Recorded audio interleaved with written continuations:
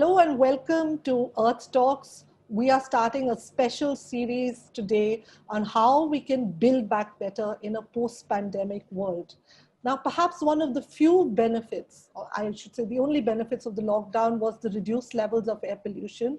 And that's why today we're discussing how can we carry on the advantages of the reduced levels of air pollution? How can we sustain it in a post-pandemic world? And I'm very proud to introduce today three individuals who have come together on one platform. They call themselves as the Warrior Moms. So welcome to Earth Talks, all of you. Let me start by introducing you. We have Nina Subramani. She's been a documentary filmmaker. She's now a school teacher. She's very passionate about wildlife and environmental issues. Nina, welcome to the show. We have Madhurima Das. She's teaching psychology and public policy to master's students. And we have with us Anu Modi Mukherjee. She's a homemaker, a very active citizen who's campaigning for a sustainable future. So thank you all so much for taking time out to speak to us. Nina, I want to hear your story. I'm going to come to you first. There's so many environmental issues which are important. Why did you choose air pollution in particular? Well, I think all environment issues are related. And air pollution for me was the most visible because I developed asthma as an adult. I didn't grow up with it. And when I first moved to Delhi from Chennai many years ago to do my master's, I started becoming asthmatic. And I actually had a few asthma attacks, which were very frightening. I had to go to the doctor, learn to use an inhaler. And it was all because of vehicular pollution. And that's when, at that time, Anil Agarwal was still alive. And there were a lot of public meetings on, going to CNG, on the effects of air pollution. So as a master's student, I was attending those meetings. And that's when it actually hit me what we were inhaling.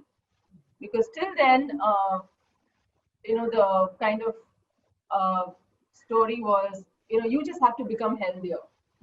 You have to become hatta kata, drink more milk, and don't avoid going out if you're sick. The more you go out, the healthier you'll become. And actually for me, it was the reverse. I remember a soot on my face, literally. And then attending those meetings and reading those early down-to-earth articles, I started thinking, am I breathing in all this? Yes. Then I discovered lead pollution. I started thinking about the children, the homeless children on the road, were right at the level of the exhaust. Exactly. And yes. Actually, these things became magnified in my mind. When I was walking to college and back, the exhaust from cars and buses, the DTC buses would just, for me, it was literally like I would zoom into that and, and I realized it's just a problem. And when I moved to Bangalore, it just didn't get better. It got worse, unfortunately. And I was one of the few people who was not allergic to pollen at all. I'm not allergic to anything that's natural. But it was just this, and when my daughter was born, twice I had to take her to the infant intensive emergency care at night, because she couldn't breathe, and it was frightening to see this tiny baby hooked up to a machine with, I can't even think about that. So air pollution is something I do think about. I think it affects all of us. And it's our basic right. Why do we even have to fight about it? We can't Exactly. live anything. Exactly. Can't live. So I think it's just common sense. I think so much of environment, issues which we talk about, which we think activists, it's just basic common sense. Yes, I agree, Nina. And in fact, I hear you because I myself am an asthmatic. I live in the city of Delhi. You have moved to Chennai now, where air pollution levels, they say, are much less, but Chennai has its issues as well. And we'll come to those. Let me bring in now Madhurima Das. Madhurima, you're joining us from Bengaluru, as they say now. What's your story? What made you join this platform of Warrior Moms? Firstly, Bahar, thank you for having me here. I think I got asthma as an adult. I have lived in Bangalore almost all my life. And I got asthma while I was doing my doctoral work at one of the cleanest campuses possible, for 40 acres of greenery. And the doctor initially couldn't even diagnose it as asthma. So they said, I think you have TB, get a chest scan done. And then they realize that I have developed asthma as an adult and I'm on preventive inhaler. I have family who constantly says, leave Bangalore. Then I'm like, where do I go in India? You know, I mean, I'm a consultant. I do trainings. I teach in colleges. I said, where do I go? Every city in India has a air pollution problem. And it's not just air pollution. It's a lot of things which we never knew about, which could trigger asthma. So, for example, I cannot stand agarbatti. I don't go to homes which have pujas and homas happening. And when I tell people that, that's also something that can trigger breathing issues in people. And it's also part of polluting the environment in a particular way. I obviously get the stares, but the idea of wanting to be part of a collective like this is to talk in a language that a lot of us understand. And I think I have a keen interest in seeing how a lot of us, for us, our basic concern is this. I mean, how do we nudge policymakers is my second thing. My first thing is how do I work things at my community level? In my apartment, if I go and tell them that, are our play systems clean enough? Because my daughter is getting an allergy every other day, nobody's going to really take me seriously. But we fight about the vegetable vendor who's coming to the apartment. So clean yes. become priority. Like Nina said, it is not something we need to fight about. It is something that is our basic fundamental right. And I saw that this group coming together is an opportunity for a lot of us to voice these thoughts and work on it holistically from different angles. So that's where I come in. I find that so interesting, especially when Nina also raised it, that we tend to be apologetic about it, that, maybe the problem is with us. And perhaps that's also a gendered, response as well, because we're so used to being blamed for things. But you very rightly spoke about, even the agarbattis, and I've always blamed myself for it, that, maybe my lungs can't handle it. But what is out there? What are the different sources? And how do we fight them? I know this is the right time to get you in. You fought many battles, so why air pollution in particular? Air pollution, yes. Air pollution, not. I mean, I'm really concerned about air pollution and plastic pollution. But air pollution because of two really personal reasons. That come October, I'm a Delhi girl, born, brought up, and these were the best months in Delhi, NCR. October to March, growing up here was the best time. And come October, 6 days a week, I am on an anti-allergy. And to survive as a mother, as a homemaker, wake up in the morning and to take an anti-allergy, I mean, it is really traumatic, because otherwise I just cannot live. I start sneezing, my eyes start watering. And the moment I will step out of Delhi NCR, 30 kilometers out, 40 kilometers out, I don't need the anti-allergy. I mean, I've become so sensitive to the Delhi NCR air. Plus, from the point of view as a mother, when I see my child, causes the pollution. I mean, they've seen it when everything, all those things, polluting factors were shut. We had clean air, we had fabulous AQI levels, the water was clean, the Yamuna was clean. So what more proof does the government need? Yes. So Anu, the challenge really is that a lot of people would also argue that the clean air has come at a massive cost to the economy, massive cost to poor people. Yeah. Obviously, we can't put the city in a state of lockdown. Yeah, cities across India cannot be in a state of lockdown. Yeah. What are the two interventions you would ask of your policymakers if they were listening to this show? What are those two things you would ask for? I would ask for clean energy 24/7 in places like Delhi, Gurgaon, so that they, like the rich affluent people, are not living and living on generators, diesel gensets. So that, and we have enough money or enough taxpayers' money, we can easily plan in advance for the farmer, whether he's a poor farmer or rich farmer, that how does he deal with the stubble to make something viable out of it, give him the machines to take out the stubble so that he doesn't have to burn it. He's not a fool that he's going to fill his own family with smoke. Yes. He's doing it because he has no other means. The poor guy has to earn 2 basic meals for his family. So as a government, why can't we make a policy to deal with the stubble and not do stopgap arrangements of odd even? Today you will not allow generators, tomorrow you will allow generators. Why? Give 24/7 clean power so that all your offices, factories can run without gensets. Yes. And perhaps what we need, if you speak to the scientists, what they actually say is we need a slew of measures. And Yeah. particularly for Delhi, because there are 7, 8 causes of that pollution, Yeah. you need all those 7, 8 solutions. Yeah. Nina, I want to bring you in, about with the story of Chennai. What can be done for your city? How does one reduce pollution for the city of Chennai? Is there anything you would like to say to policymakers? Yes, definitely. And in Chennai, we have this myth that at 3 o'clock, precisely around this time, that this amazing sea breeze comes in and cures us of all our ills. No, it doesn't. It does. I'm very fortunate. I live a 5-minute walk from the ocean, so I do feel some good effects of it. But it doesn't really cure all of Chennai's ills. And I think what Chennai would do very well is we already have quite a robust public transport system. We have buses, we have share autos, which are wonderful. So it's not like one person in an auto. We have the MRTS, we have the metro, we have local trains, but we do need last mile connectivity to all this. And we need those stations to be safer so that women feel, safe when they get into those stations. So that's one thing that we do need. And I think what Anu said is very important. We need to move to clean energy. There is this thermal power plant, in Ennore, and they've been protesting about it. It's far enough that most of Chennai doesn't see it. But I've been looking at the photographs. I've been looking at what people who do live near there, what they have to say. I've been hearing their interviews. It's heartbreaking. And I remember as a filmmaker, way back in early 2000s, in the late 90s, I have gone to such places and seen utterly dystopic landscapes. And I can't imagine that happening in my city here. It's such a beautiful, graceful city. I can't imagine such a thing happening here. And it's already happening. It started. So I would like that. And I think Chennai also is a sort of a cultural hub, and people are very proud of their traditions.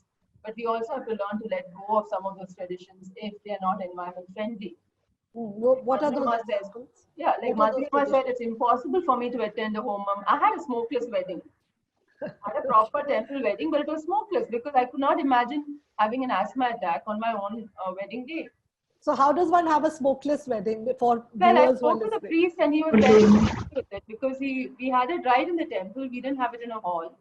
So we did, and the priest was very accommodating. So we had a beautiful little wedding right there in a local temple near our home. And it was smoke free. So I felt very happy and healthy on my wedding day.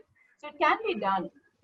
I know it's a very polarizing issue, because a lot of the things we do traditionally are tied in with religious beliefs, and it can be polarizing, but we do need to think about it a lot and be a little more mature about it. Yes, I can give you the classic example of Diwali, because that here in North India is a hugely polarizing issue because people say, no, but we should be allowed to burst firecrackers.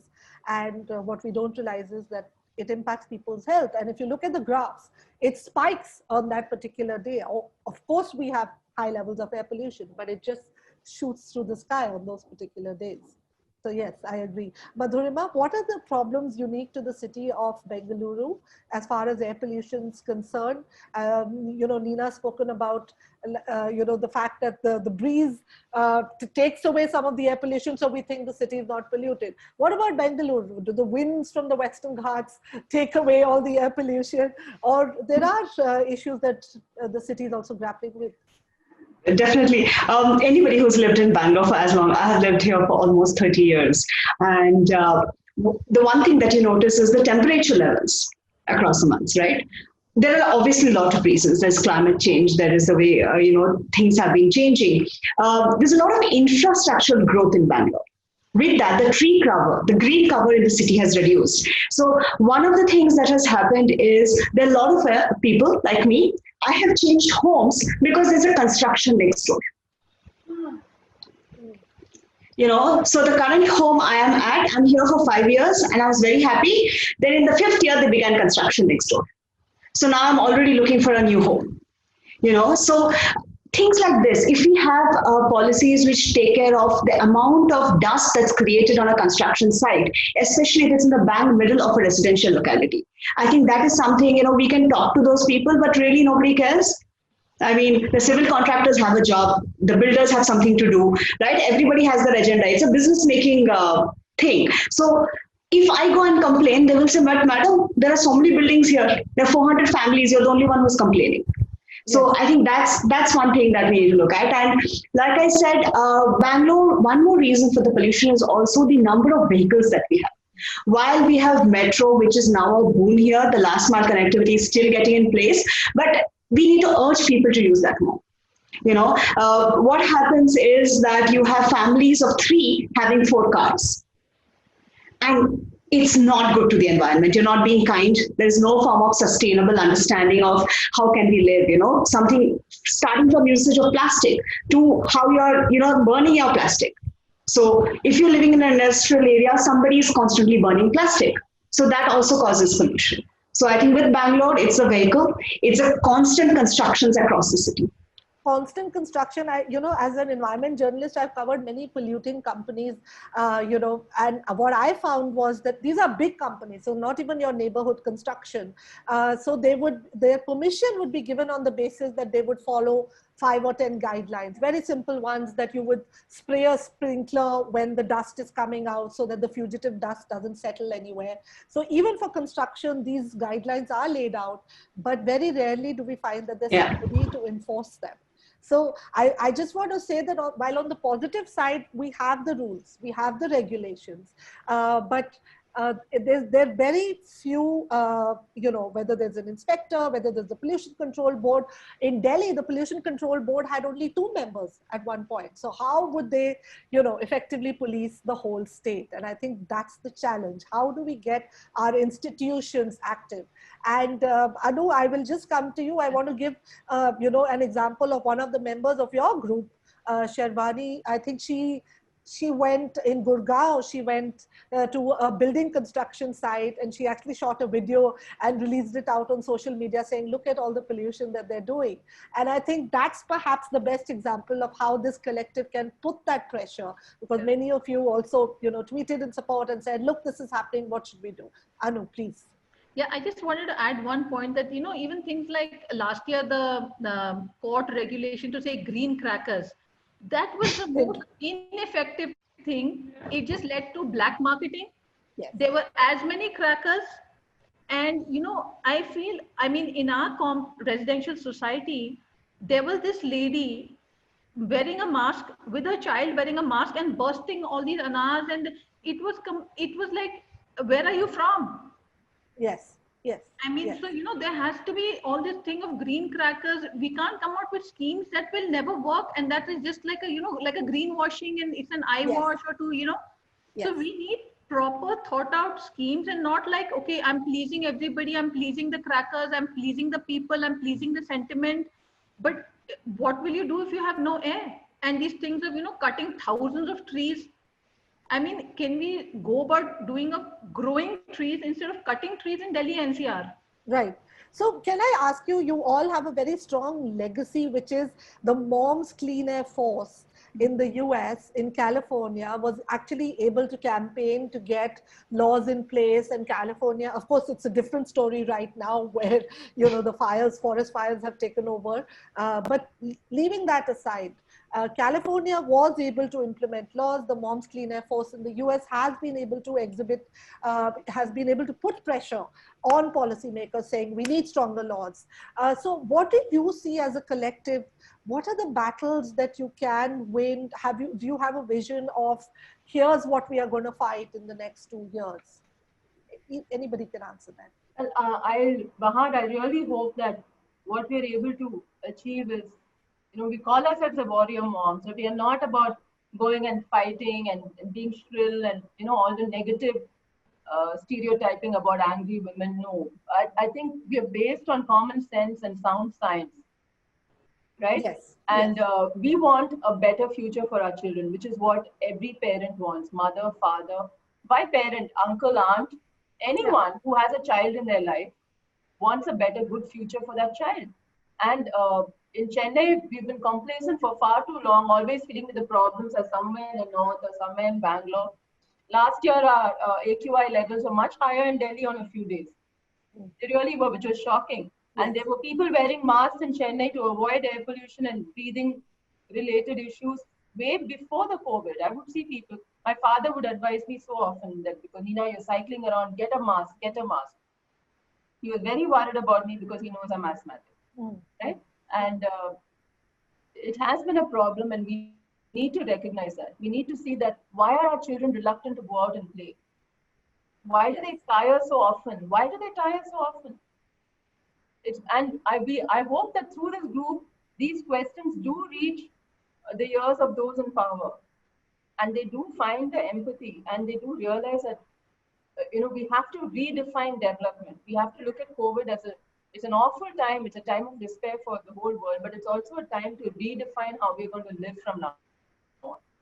I think, Nina, you summed it up well. Redefine, build back better. That's the theme of our new series, which we're starting on Earth Talks. I'm so proud to have spoken to 3 strong individuals. You are part of a collective, a platform which has come together. More power to you, because what you're trying to do is create that better world in a post-pandemic era.